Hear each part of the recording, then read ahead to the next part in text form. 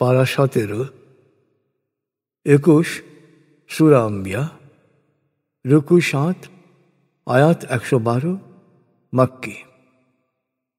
দয়াময় মেহেরবান আল্লাহর নামে। মানুষের হিসাব নিকাশের সময় আসন্ন, কিন্তু সত্য অস্বীকারীরা এখনো তা বুঝতে পারছে না। তাই তারা উদাসীন হয়ে মুখ ফিরিয়ে আছে। হায়, যখনই ওদের কাছে নতুন উপদেশ আসে, তখন ওরা অবজ্ঞার সাথে তা নিয়ে কৌতুকে মেতে ওঠে। জালেমরা গোপনে বলাবলি করে, এ তো তোমাদের মতোই একজন মানুষ। তবু কি তোমরা জেনে শুনে মায়াবী কথার জাদুর ফাঁদে পড়বে? হে নবী, বলো, মহাকাশে পৃথিবীতে বলা হয়েছে এমন সমস্ত কথাই আমার প্রতিপালক অবগত আছেন। তিনি সবই শোনেন, সবই জানেন। সত্য অস্বীকারীরা আরও বলে, কোরআন তো এক অসংলগ্ন অলিক কল্পনা। হয় সে নিজেই রচনা করেছে, বা হতে পারে সে এক কবি। তা না হলে প্রাচীনকালের রসুলরা যেরকম নিদর্শন সহ প্রেরিত হয়েছিল, সেরকম কোনো নিদর্শন সে দেখাক। ওদের পূর্বে যেসব জনপদ আমি ধ্বংস করেছি, তার অধিবাসীরা নিদর্শন দেখার পরও বিশ্বাস স্থাপন করেনি। এখন ওরা কি নিদর্শন দেখার পর বিশ্বাস স্থাপন করবে? হে নবী, তোমার পূর্বে আমি ওহীসহ মানুষকেই রসুল হিসেবে পাঠিয়েছিলাম। তোমরা যদি না জানো, তবে কিতাবীদের জিজ্ঞেস করো। আর সেই রসুলদের এমন দেহ বা অবয়বের সৃষ্টি করিনি যে তাদের খাবার খেতে হতো না, আর তাদের চিরঞ্জীবও করা হয়নি। শেষ পর্যন্ত আমি তাদের প্রতি আমার প্রতিশ্রুতি পূরণ করেছি। তাদেরকে এবং অন্যান্য যাদেরকে ইচ্ছা রক্ষা করেছি, আর যারা নিজেরাই নিজেদের নষ্ট করেছিল তাদের ধ্বংস করেছি। হে মানুষ, আমি তোমাদের ওপর কিতাব নাজিল করেছি। এতে তোমাদের কল্যাণের নিমিত্ত সব সময় মনে রাখার মতো উপদেশ রয়েছে। এরপরও কি তোমরা তোমাদের বিশাল বুদ্ধি প্রয়োগ করে বোঝার চেষ্টা করবে না? ক্রমাগত সীমালঙ্ঘনরত কত জনপদকেই না আমি ধ্বংস করেছি। ওদের উপর অন্য জাতির উত্থান ঘটিয়েছি। সীমালঙ্ঘনকারীরা যখন আমার আযাব টের পেয়েছে, তখনই ওরা জনপদ থেকে পালাতে চেষ্টা করেছে। তখন ওরা আভাস শুনতে পেয়েছে, পালাচ্ছ কেন? ফিরে এসো তোমাদের বিনাশাগারে, তোমাদের ঘরে, যাতে তোমাদের কৃতকর্মের জন্যে জিজ্ঞাসাবাদ করা যায়। ওরা আর্তনাদ করেছিল, হায় দুর্ভোগ আমাদের, আমরা জুলুম করেছি। কর্তৃত শস্য ও নির্বাপিত আগুনের ছাই ভস্যের মতো স্তব্ধ না হওয়া পর্যন্ত ওদের আর্তনাদ অব্যাহত ছিল। মহাকাশ ও পৃথিবীর মাঝে যা আছে তা আমি অযথা খেলার ছলে সৃষ্টি করিনি। খেলনা বানিয়ে খেলায় মত্ত হওয়ার কোনো ইচ্ছা থাকলে তো আমার কাছে উপকরণের কোনো অভাব ছিল না। কিন্তু না, তা আমি করিনি, কখনো না। সৃষ্টি করার মধ্য দিয়ে আমি সত্য দিয়ে মিথ্যাকে আঘাত করেছি, আর সত্য সবসময় মিথ্যাকে চূর্ণ বিচূর্ণ ও নিশ্চিহ্ন করে দেয়। হে সত্য অস্বীকারীরা, তোমরা যা বলছো সেই জন্য তোমাদের দুর্ভোগ অবশ্যম্ভাবী। মহাকাশ ও পৃথিবীতে সকল সৃষ্টি তারই। তার সান্নিধ্যে যারা আছে তারা কখনো নিজেদের বড় মনে করে ইবাদতে ত্রুটি করে না বা ক্লান্তও হয় না। তারা রাত দিন অবিশ্রান্তভাবে তার পবিত্রতা ও মহিমা ঘোষণা করে। এরপরও কিছু মানুষ মাটির তৈরি কিছু বস্তু বা অবয়বকে উপাস্য হিসেবে উপাসনা করে। এ উপাস্যরা কি মৃতকে জীবিত করতে সক্ষম? ওরা এই সহজ সত্যটুকু বুঝতে পারে না যে আল্লাহ ছাড়া যদি মহাকাশ ও পৃথিবীতে অন্য কোনো উপাস্যের অস্তিত্ব থাকত, তবে দুই উপাস্যের ক্ষমতার দ্বন্দ্বে উভয় জগতই ধ্বংস হয়ে যেত। আসলে ওরা যা বলে তা থেকে আরশের অধিপতি আল্লাহ পবিত্র, মহামহান। আল্লাহ যাই করেন না কেন, সে ব্যাপারে তাকে প্রশ্ন করার কেউ নেই, অথচ অন্য সবাইকে জবাবদিহি করতে হবে। তারপরও কি আল্লাহর পরিবর্তে ওরা কাল্পনিক উপাস্যের উপাসনা করবে? হে নবী, ওদের বলো, তোমরা যা বলছো তার সপক্ষে একটি প্রমাণ উপস্থিত করো। আমার সঙ্গে যারা আছে তাদের কিতাবের কথাও এই, আর আমার আগে যে রসুলরা এসেছে তাদের কিতাবের কথাও একই। হায়, ওদের অধিকাংশই আসল সত্য সম্পর্কে অজ্ঞ, তাই ওরা একগুঁয়েভাবে সত্যকে প্রত্যাখ্যান করছে। আমি ছাড়া কোনো উপাস্য নেই, অতএব শুধু আমারই ইবাদত করো। এই ওহী ছাড়া তোমার পূর্বে আমি কোনো রসুলকে পাঠাইনি। ওরা বলে, দয়াময় সন্তান গ্রহণ করেছেন, তিনি পবিত্র মহান। ফেরেশতারা তো সম্মানিত বান্দা মাত্র। ফেরেশতারা আগ বাড়িয়ে কোনো কথা বলে না, শুধু আদেশ অনুসারে কাজ করে। তাদের দৃশ্যমান ও অদৃশ্য যা কিছু আছে তা তিনি জানেন। আল্লাহ যাদের প্রতি সন্তুষ্ট তাদের জন্যেই তারা সুপারিশ করে, আর নিজেরা সব সময়ই আল্লাহর হুকুম পালনে তটস্থ থাকে। তাদের মধ্যে যে বলবে তিনি ছাড়া আমি উপাস্য, তাকে আমি জাহান্নামে নিক্ষেপ করব। এভাবেই আমি জালেমদের শাস্তি দিয়ে থাকি। যারা ক্রমাগত সত্য অস্বীকার করতে চায় তারা কি একবারও ভেবে দেখবে না যে মহাকাশ ও পৃথিবীর সব কিছু একত্র ছিল? তারপর আমি এদের বিচ্ছিন্ন করে পৃথক পৃথক অস্তিত্ব দান করলাম, আর আমি পানি থেকে সকল প্রাণীর উন্মেষ ঘটালাম। এরপরও কি ওরা সত্য স্বীকার করবে না? ওরা কি দেখে না যে আমি জমিনের অবস্থানকে সুদৃঢ় করার জন্যে পাহাড় তৈরি করেছি, আর জমিনের বুকে তৈরি করেছি প্রশস্ত পথ, যাতে ওরা গন্তব্যস্থলে পৌঁছতে পারে। আর আমি আকাশকে করেছি নিরাপদ দোয়ার মতো। তারপরও মহাকাশের নিদর্শনাবলী থেকে সত্য অস্বীকারীরা মুখ ফিরিয়ে নেয়। অথচ দিন রাতের আবর্তন এটা তারই মহিমা। সূর্য ও চন্দ্র তিনি সৃষ্টি করেছেন। এরা প্রত্যেকেই নিজ নিজ কক্ষপথে বিচরণ করে। হে নবী, তোমার পূর্বেও আমি কোনো মানুষকে অমরত্ব দান করিনি। তোমার মৃত্যু হলে ওরা কি চিরকাল বেঁচে থাকবে? প্রত্যেক প্রাণী মৃত্যুর স্বাদ গ্রহণ করবে।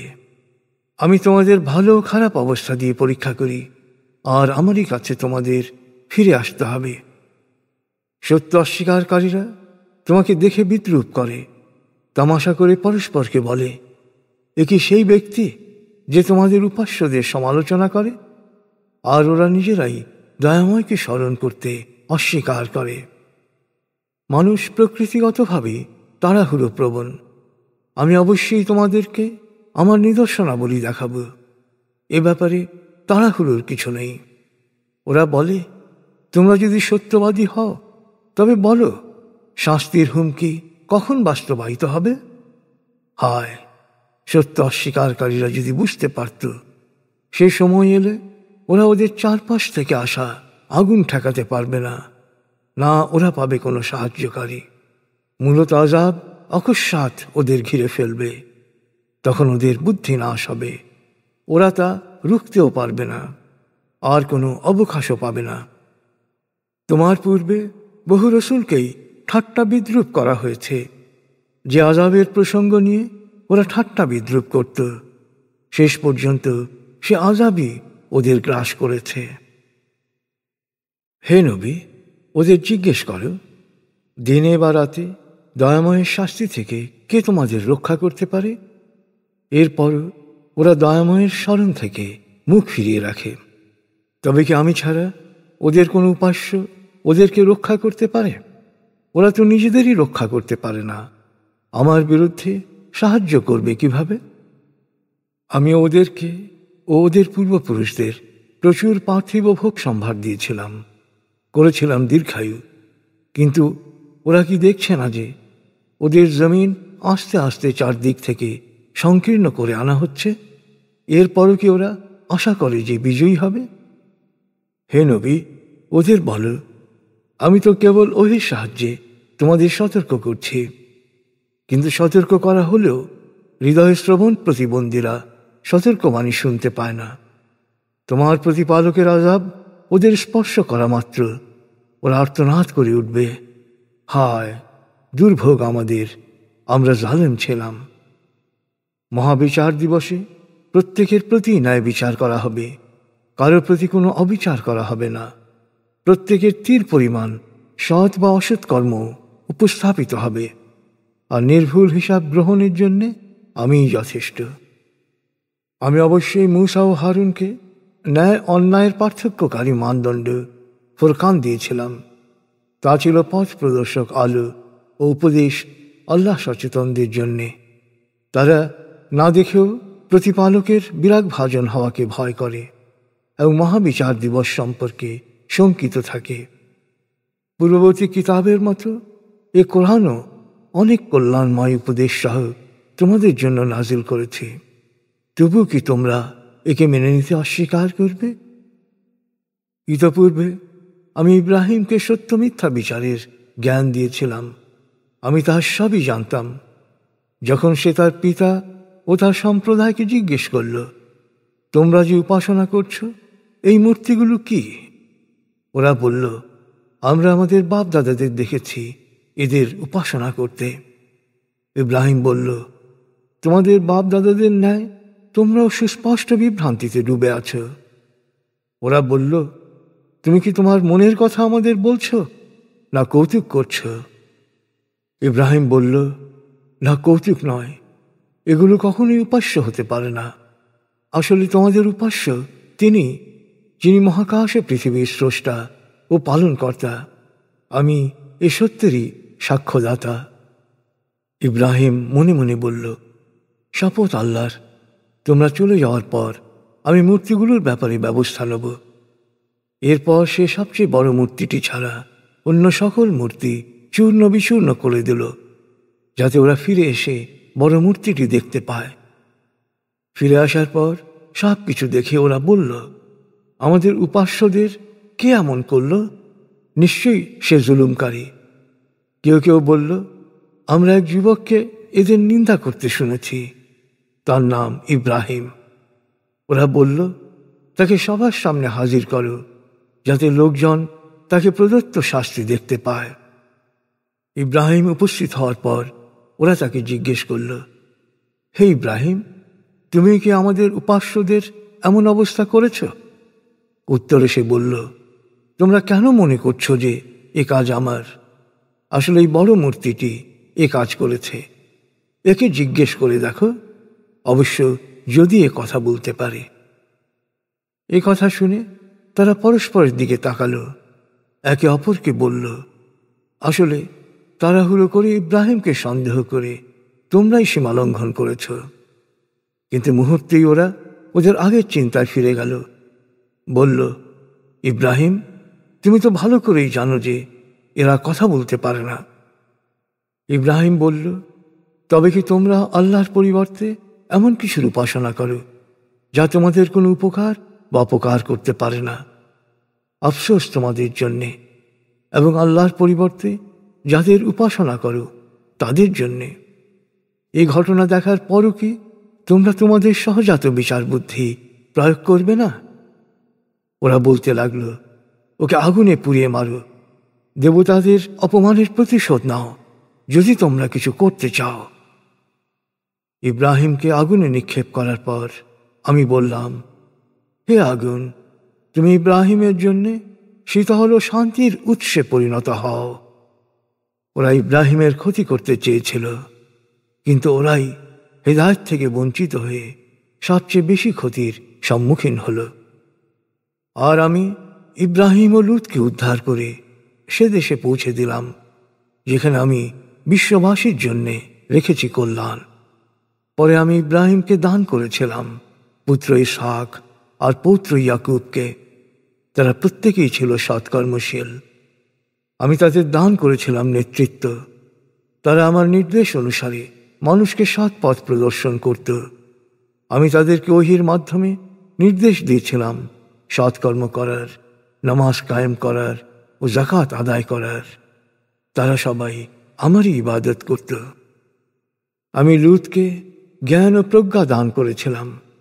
তাকে এমন এক জনপদ থেকে উদ্ধার করেছিলাম যার অধিবাসীরা কুকর্মে সমকামিতায় লিপ্ত ছিল।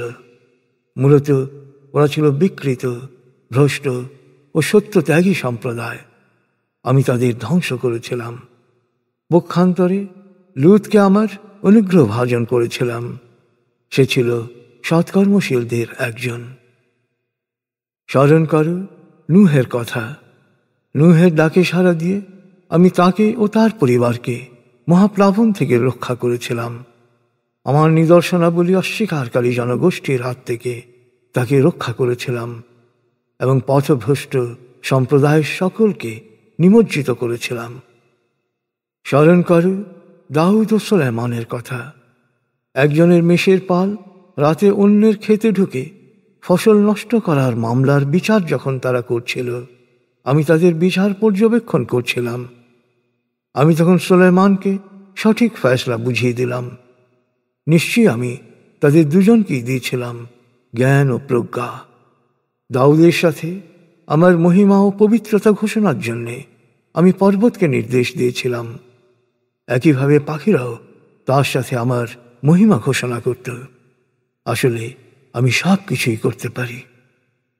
আমি দাউদকে তোমাদের জন্য বর্ম নির্মাণের কৌশল শিক্ষা দিয়েছি, যাতে করে হে মানুষ, তোমরা প্রতিপক্ষের অস্ত্রের আঘাত থেকে নিজেদের রক্ষা করতে পারো। তোমরা কি এই জন্যে শুকরগুজার হবে না? আমি বায়ুকে সুলাইমানের বশীভূত করেছিলাম। বায়ু তার নির্দেশে সে দেশের দিকে প্রবাহিত হতো যেখানে আমি কল্যাণ রেখেছিলাম। এর প্রতিটি বিষয়ই আমি পুরোপুরি জানি। বিদ্রোহী শক্তির মধ্য থেকে কতককে আমি তার অধীন করে দিয়েছিলাম। ওরা তার জন্যে ডুবুরির কাজসহ অন্যান্য কাজ করত, তবে আমি তাদের নিয়ন্ত্রণে রাখতাম। স্মরণ করো আইয়ুবের কথা। সে তার প্রতিপালকের কাছে প্রার্থনা করল, রোগ যন্ত্রণা ও দুঃখ কষ্টে আমি জর্জরিত। প্রভু হে, দয়া করো, তুমি পরম করুণাময়। আমি তখন তার প্রার্থনা কবুল করলাম, তার সকল কষ্ট দূর করে দিলাম, তার পরিবার পরিজনকে ফিরিয়ে দিলাম। বিশেষ রহমত হিসেবে পরিজনের সংখ্যা আরও বৃদ্ধি করলাম, ইবাদতকারীদের জন্যে এক স্মরণীয় উদাহরণ হিসেবে। স্মরণ করো ইসমাইল, ইদ্রিস ও জুলকিফলের কথা। তারা প্রত্যেকেই ছিল ধৈর্যশীল ও সৎকর্মশীল। তারা ছিল আমার অনুগ্রহ ভাজনদের অন্তর্ভুক্ত। স্মরণ করো জুন্নুন ইউনুসের কথা। সে ক্ষুব্ধ হয়ে দেশ ছেড়ে চলে যাচ্ছিল এবং মনে করেছিল আমি তাকে পাকড়াও করব না। তারপর গভীর অন্ধকার থেকে প্রার্থনা করেছিল, প্রভু হে, তুমি ছাড়া কোনো উপাস্য নেই, তুমি মহাপবিত্র। আমি পাপী, আমি গুনাহগার, আমায় ক্ষমা করো। তখন আমি তার প্রার্থনা কবুল করেছিলাম, তাকে বিপদমুক্ত করেছিলাম, আর এভাবেই আমি বিশ্বাসীদের উদ্ধার করি। স্মরণ করো জাকারিয়ার কথা। যখন সে প্রার্থনা করেছিল, হে আমার প্রতিপালক, আমাকে নিঃসন্তান রেখো না, যদিও আমি জানি আমাকে বংশীয় উত্তরসূরি না দিলেও সবার মৃত্যুর পরও তুমি বিরাজমান থাকবে। আমি তার দোয়া কবুল করলাম, তাকে দান করলাম পুত্র ইয়াহিয়া, তার স্ত্রীকে সন্তান গ্রহণের যোগ্য করলাম। এই রসুলরা সৎকর্মে প্রতিযোগিতা করত, আশা ও শঙ্কা নিয়ে আমার কাছে প্রার্থনা করত, আর তারা ছিল আমার কাছে সব সময় বিনয়াবনত। স্মরণ করো সেই নারীর কথা যে নিজের সতীত্ব রক্ষা করেছিল। আমি তার মধ্যে আমার আদেশ রূহ সঞ্চালিত করলাম, আর তাকে ও তার পুত্রকে বিশ্ববাসীর জন্যে এক উজ্জ্বল নিদর্শন করেছিলাম। হে মানুষ, যারা আমাকে বিশ্বাস করো, তোমরা একই জাতি, আর আমি তোমাদের প্রতিপালক, তাই শুধু আমারই ইবাদত করো। কিন্তু তোমরা এই সত্য ভুলে গিয়ে তোমাদের কার্যকলাপ দ্বারা পরস্পর বিভেদ সৃষ্টি করেছ। অবশ্যই তোমাদের প্রত্যেককে আমার কাছে ফিরিয়ে আনা হবে। সুতরাং কেউ বিশ্বাস স্থাপন করলে ও সৎকর্ম করলে তার প্রতিটি উদ্যোগ ও শ্রমের প্রতিফল সে পাবে, কারণ তা যথাযথভাবেই রেকর্ড হচ্ছে। কিন্তু এটা অবধারিত সত্য যেসব জনপদকে আমি ধ্বংস করেছি সেখানকার অধিবাসীরা কখনোই পাপের পথ থেকে প্রত্যাবর্তন করবে না, যতক্ষণ পর্যন্ত না ইয়াজুজ মাজুজকে ছেড়ে দেয়া হবে এবং তারা চারদিক থেকে সকল উচ্চতা অতিক্রম করে পঙ্গপালের মতো জমিনকে ছেয়ে ফেলবে।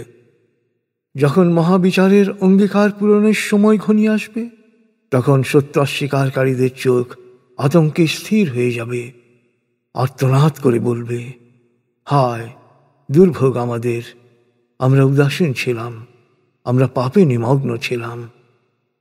তখন তাদের বলা হবে, তোমরা এবং আল্লাহ ছাড়া যাদের তোমরা উপাসনা করেছ সবাইকে জাহান্নামের ইন্ধন বানানো হবে, তোমরা সেখানেই প্রবেশ করবে। এ উপাস্যরা যদি প্রকৃত উপাস্য হতো তবে তাদের জাহান্নামে প্রবেশ করতে হতো না, কিন্তু ওদের প্রত্যেকেই জাহান্নামে থাকবে। জাহান্নামে এই শরিককারীদের কান ফাটা আর্তনাদ ছাড়া আর কিছুই তারা শুনতে পাবে না। বিশ্বাসী ও সৎকর্মশীলদের জন্য আমি আগে থেকেই কল্যাণ নির্ধারিত করে রেখেছি, তাদের জাহান্নাম থেকে দূরে রাখা হবে। তারা এই আর্তনাদের ক্ষীণতম শব্দও শুনবে না। তারা সেখানে তাদের মনপসন্দ সব কিছু চিরকাল উপভোগ করবে।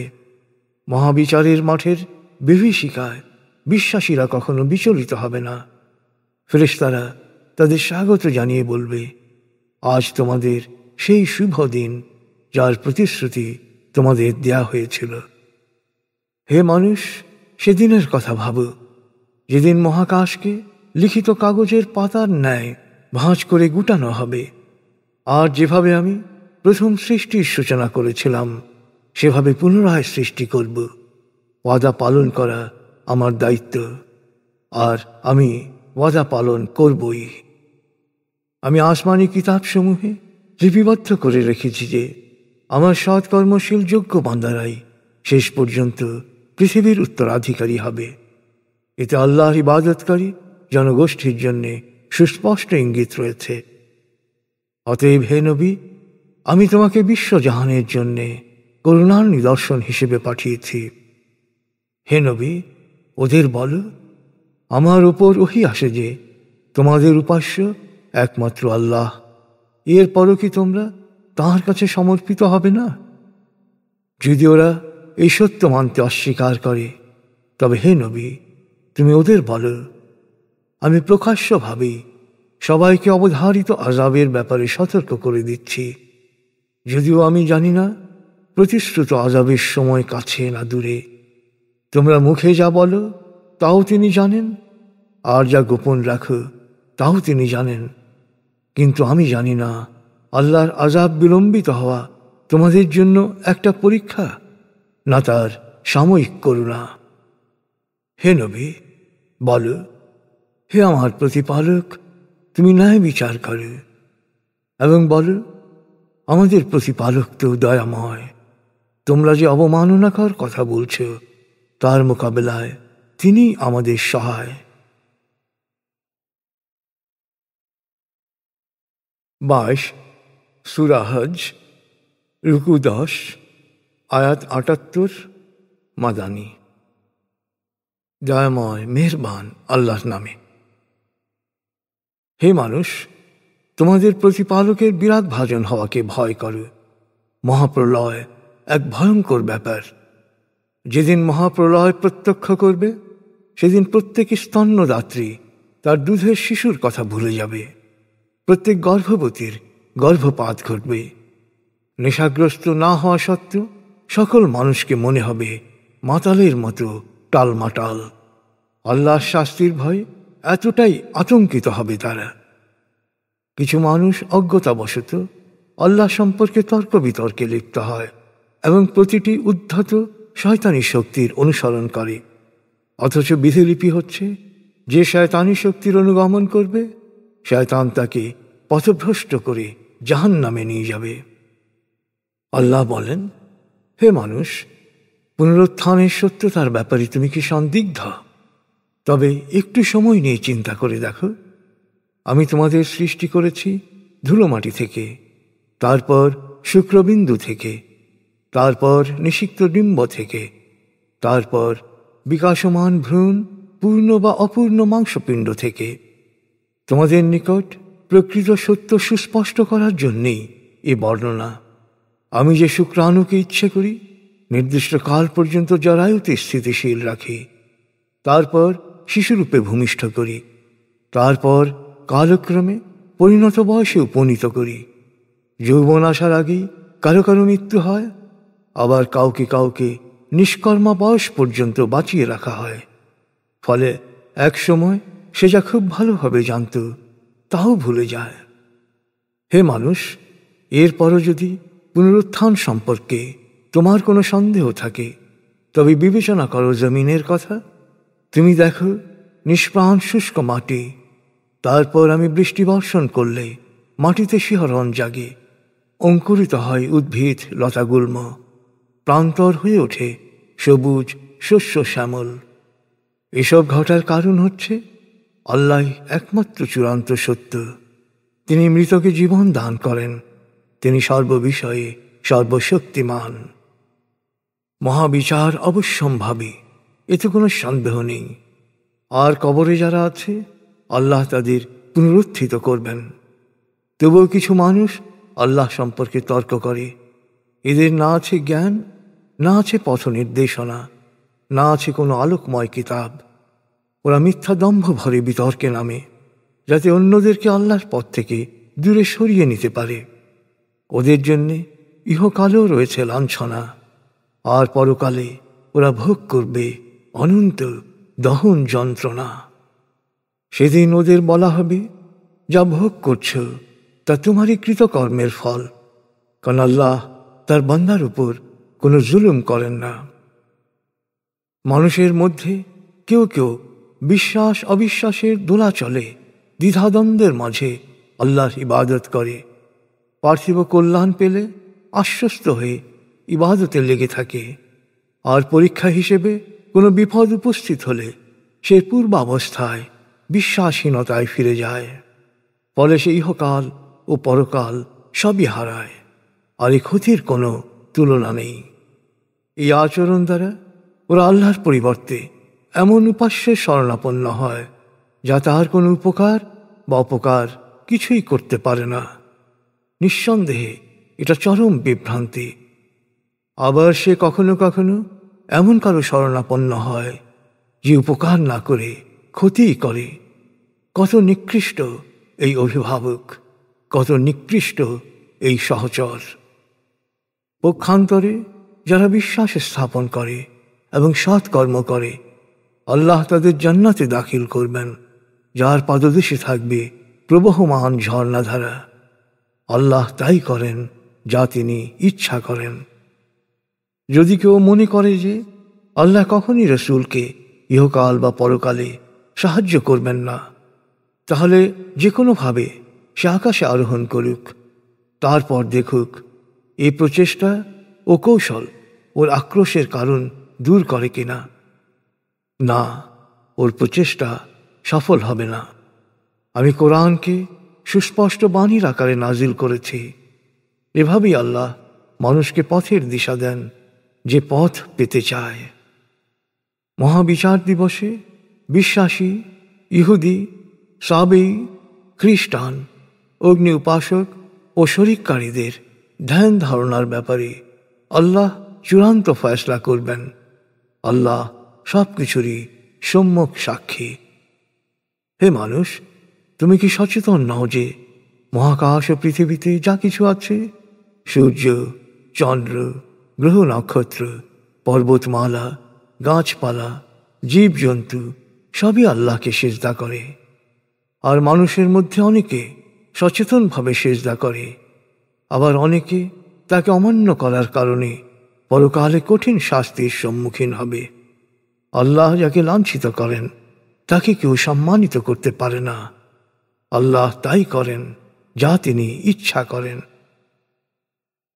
এই আয়াতটি সিজদার আয়াত।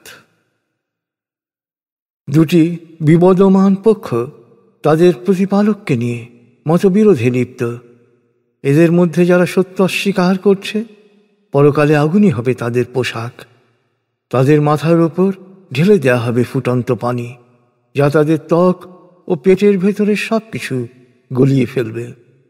সেই সাথে শাস্তির জন্য থাকবে লোহার মুগুর।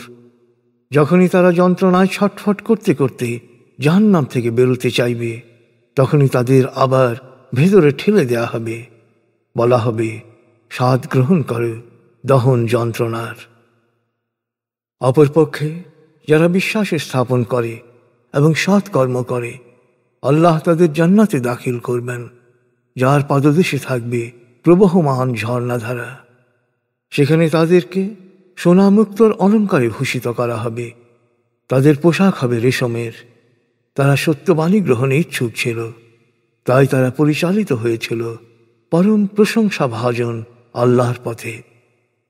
যারা সত্যকে অস্বীকার করে, মানুষকে আল্লাহর পথে চলতে বাধা দেয়, এবং যে মসজিদুল হারামকে স্থানীয় ও বহিরাগত সবার জন্য আমি উন্মুক্ত করেছি, সেখান থেকে মানুষকে নিবৃত্ত করে, তারা কঠিন শাস্তি পাওয়ার যোগ্য। আর যে ব্যক্তি মসজিদুল হারামে ধর্মবিরোধী কাজ ও ইচ্ছাকৃত অন্যায় করবে, পরকালে তাকেও কঠিন শাস্তির স্বাদ গ্রহণ করতে হবে।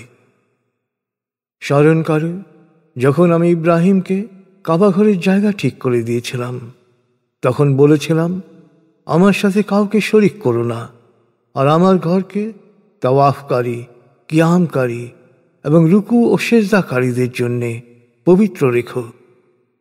অতএব হে নবী, মানুষের কাছে হজের ঘোষণা দাও। তারা তোমার কাছে আসবে পায়ে হেঁটে বা উটের পিঠে চড়ে। দূর দূরান্ত থেকে তারা এসে যেন কল্যাণময় স্থানগুলোতে উপস্থিত হতে পারে। আর তিনি তাদেরকে জীবন উপকরণ হিসেবে যে গবাদি পশু দিয়েছেন, তা থেকে নির্দিষ্ট দিনগুলোতে আল্লাহর নামে জবাই করতে পারে। তা থেকে তোমরা খাও এবং অভাবী দরিদ্রদের খাওয়াও। তারপর তারা যেন তাদের অপরিচ্ছন্নতা দূর করে, তাদের মানত পূর্ণ করে এবং পুনরায় কাবা ঘরের তাওয়াফ করে। এই হচ্ছে হজের বিধান। কেউ আল্লাহর পবিত্র বিধানকে সম্মান করলে তা প্রতিপালকের দৃষ্টিতে সেই ব্যক্তির জন্যেই উত্তম বলে গণ্য হবে। তোমাদের জন্যে যা হারাম বলে ঘোষিত হয়েছে, তাছাড়া সকল চতুষ্পদ জন্তু হালাল। সুতরাং মূর্তির অপবিত্রতা থেকে দূরে থাকো, মিথ্যাচার পরিহার করে, আল্লাহর প্রতি একনিষ্ঠ হও এবং তার সাথে কাউকে শরিক করো না। যে আল্লাহর সাথে শরিক করে, তার উপমা হচ্ছে এমন ব্যক্তির, আকাশ থেকে যার পতন হয়েছে আর মৃতভোজী পাখি তাকে ছো মেরে নিয়ে গেছে, অথবা ঝড়ো হাওয়া তাকে উড়িয়ে নিয়ে দূরবর্তী কোথাও আছড়ে ফেলেছে। এই আল্লাহর বিধান। আর হৃদয়ে আল্লাহ সচেতনতা সৃষ্টি হলেই একজন ধর্মের নিদর্শনাবলীকে সম্মান করতে পারে। এই কোরবানির পশু থেকে নির্দিষ্ট সময় পর্যন্ত উপকার লাভের অধিকার তোমাদের রয়েছে। এরপর এগুলোর গন্তব্য হচ্ছে প্রাচীন গৃহ কাবাঘর, যা একত্বের প্রতীক। আমি প্রত্যেক সম্প্রদায়ের জন্যে কোরবানিকে ইবাদতের অংশ করেছি, যাতে জীবনোপকরণ হিসেবে যে গবাদি পশু তাদেরকে দেয়া হয়েছে, তা জবাই করার সময় তারা আল্লাহর নাম উচ্চারণ করে, আর সব সময় যেন মনে রাখে একমাত্র আল্লাহই তাদের উপাস্য। অতএব তার কাছেই পুরোপুরি সমর্পিত হও, আর সুসংবাদ দাও সমর্পিত বিনয় অবনতদের। আল্লাহর নাম নেয়া হলেই যাদের অন্তর কেঁপে ওঠে, যারা বিপদে ধৈর্য ধারণ করে, নামাজ কায়েম করে, আর আমার প্রদত্ত জীবনোপকরণ থেকে দান করে। কোরবানির পশুকে আল্লাহ তার মহিমার প্রতীক করেছেন। তোমাদের জন্যে এতে রয়েছে বিপুল কল্যাণ। অতএব এগুলোকে সারিবদ্ধভাবে বাঁধা অবস্থায় এদের জবাই করার সময় আল্লাহর নাম উচ্চারণ করে। এরপর এরা যখন জমিনে লুটিয়ে পড়ে, তখন তা থেকে মাংস সংগ্রহ করে তোমরা খাও, এবং কেউ চাক না চাক সবাইকে খাওয়াও। এভাবেই আমি গবাদি পশুগুলোকে তোমাদের প্রয়োজনের অধীন করে দিয়েছি, যাতে তোমরা শুকরিয়া আদায় করো। কিন্তু মনে রেখো, কোরবানির মাংস বা রক্ত আল্লাহর কাছে পৌঁছায় না। আল্লাহর কাছে পৌঁছায় শুধু তোমাদের নিষ্ঠাপূর্ণ আল্লাহ সচেতনতা। এই লক্ষ্যেই কোরবানির পশুগুলোকে তোমাদের অধীন করে দেয়া হয়েছে। অতএব আল্লাহ তোমাদের সৎ পথ প্রদর্শনের মাধ্যমে যে কল্যাণ দিয়েছেন, সেই জন্যে তোমরা আল্লাহর মহিমা ঘোষণা করে। হে নবী, তুমি সৎকর্মশীলদের সুসংবাদ দাও যে আল্লাহ বিশ্বাসীদের রক্ষা করবেন। নিশ্চয়ই আল্লাহ কোনো বিশ্বাসঘাতক অকৃতজ্ঞকে পছন্দ করেন না। যারা অন্যায়ভাবে আক্রান্ত ও অত্যাচারিত হয়েছে, আক্রমণকারীর বিরুদ্ধে তাদেরকে যুদ্ধ করার অনুমতি দেয়া হলো। আমাদের প্রতিপালক আল্লাহ এ কথা বলার জন্যে যাদেরকে ঘর বাড়ি থেকে অন্যায়ভাবে বিতাড়িত করা হয়েছে, আল্লাহ অবশ্যই তাদের সাহায্য করতে সক্ষম। আল্লাহ যদি মানব জাতির এক দলকে অন্য দল দ্বারা প্রতিহত না করতেন, তাহলে বিহার, সাওয়ামিউ, গির্জা, সিনাগগ আর সেই মসজিদগুলো যেখানে আল্লাহর নাম বেশি বেশি স্মরণ করা হয়, সবই ধ্বংস হয়ে যেত। যে আল্লাহর সাহায্যে এগিয়ে আসে, আল্লাহ তাকে অবশ্যই সাহায্য করেন। আল্লাহ নিশ্চয়ই সর্বশক্তিমান, মহাপরাক্রমশালী। কারণ আমি এদেরকে পৃথিবীতে প্রতিষ্ঠিত করলে এরা নামাজ কায়েম করবে, যাকাত আদায় করবে, সৎকর্মে অনুপ্রাণিত করবে, অসৎ কাজে নিষেধ করবে। আসলে সকল ঘটনার চূড়ান্ত পরিণতি তো আল্লাহর ইখতিয়ারে। হে নবী, সত্য অস্বীকারীরা যদি তোমাকে অস্বীকার করে, তাহলে মনে রেখো, ইতিপূর্বে নূহ, আদ, সামুদ, ইব্রাহিম ও লূতের সম্প্রদায়ও তাদেরকে অস্বীকার করেছিল। মাদিয়ানবাসীরাও মানেনি তাদের রসুলকে। মূসাকেও ফেরাউন বলেছিল মিথ্যুক। আমি সত্য অস্বীকারীদের অনুশোচনার জন্য অবকাশ দিয়েছিলাম, পরে তাদের দিয়েছি কঠিন শাস্তি। সীমালঙ্ঘনের শাস্তি হিসেবে কত জনপদকে আমি ধ্বংস করেছি। এসব জনপদ এখন নিছক ধ্বংসস্তূপ। কত কূপ পরিত্যক্ত হয়েছে, কত সুউচ্চ প্রাসাদ হয়ে গেছে স্তূপ। সত্য অস্বীকারীরা কি পৃথিবী ভ্রমণ করে না? তাদের চোখ কি দেখতে পায় না? তাদের কান কি শুনতে পায় না? আসলে এ নির্বোধদের চোখে আবরণ পড়েনি, আবরণ পড়েছে ওদের অন্তরে। হে নবী, ওরা তোমাকে আল্লাহর শাস্তি ত্বরান্বিত করার জন্য চ্যালেঞ্জ দেয়।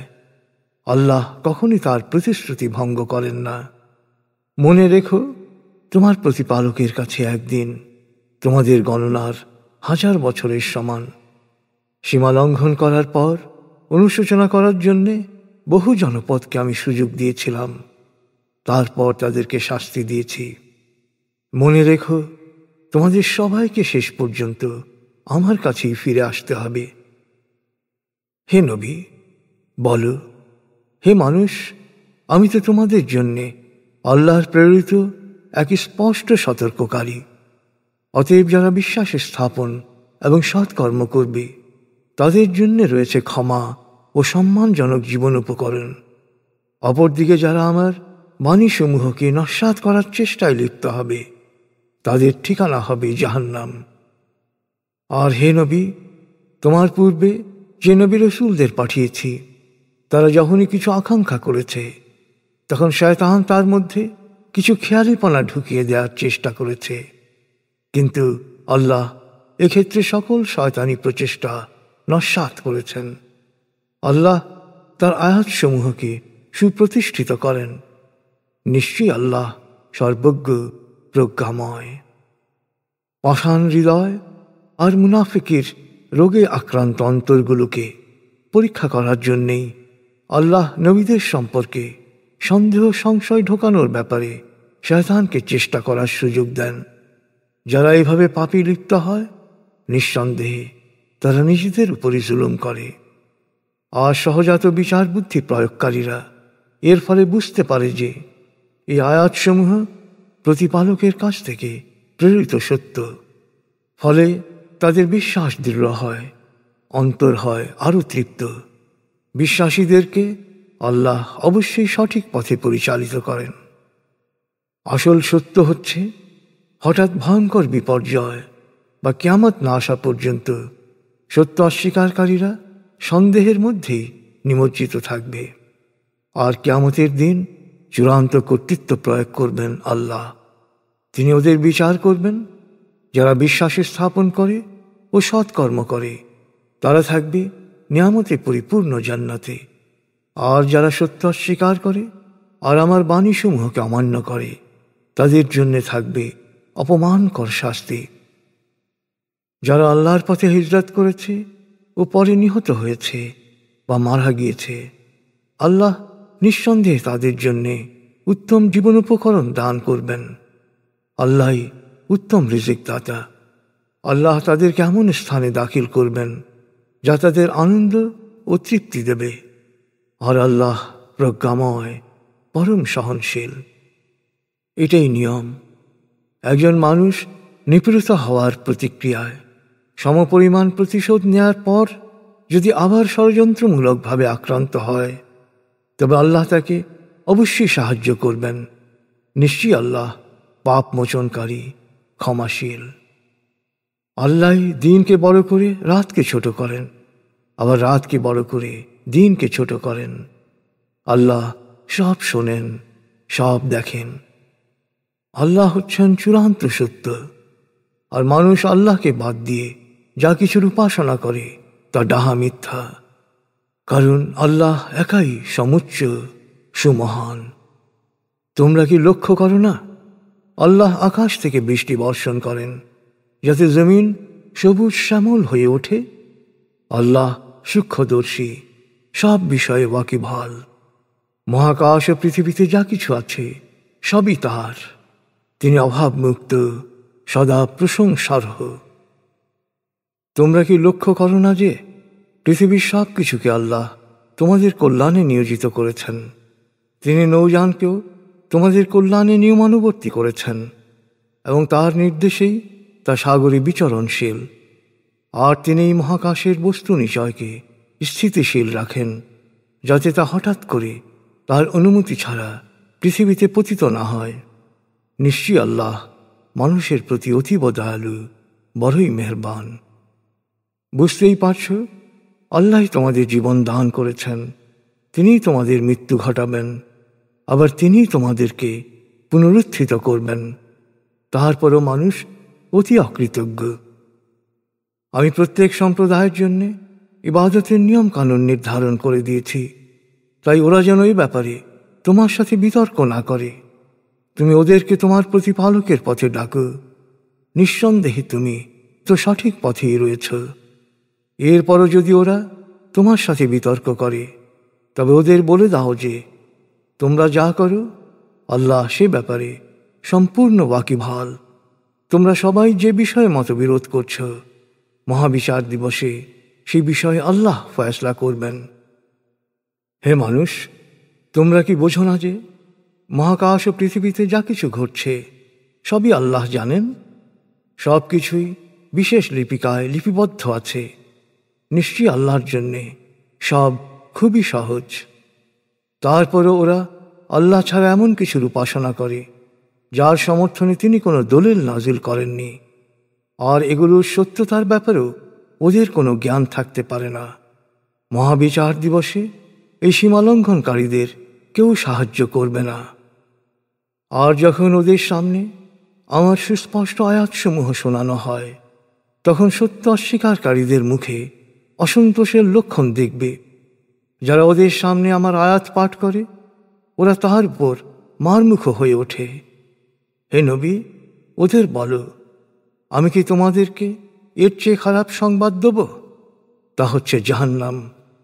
আল্লাহ এ বিষয়ে সত্য অস্বীকারীদের সতর্ক করে দিয়েছেন, আর পরিণতি হিসেবে তা কতই না নিকৃষ্ট। হে মানুষ, তোমাদের জন্যে একটি উপমা দেয়া হলো, মনোযোগ দিয়ে শোনো।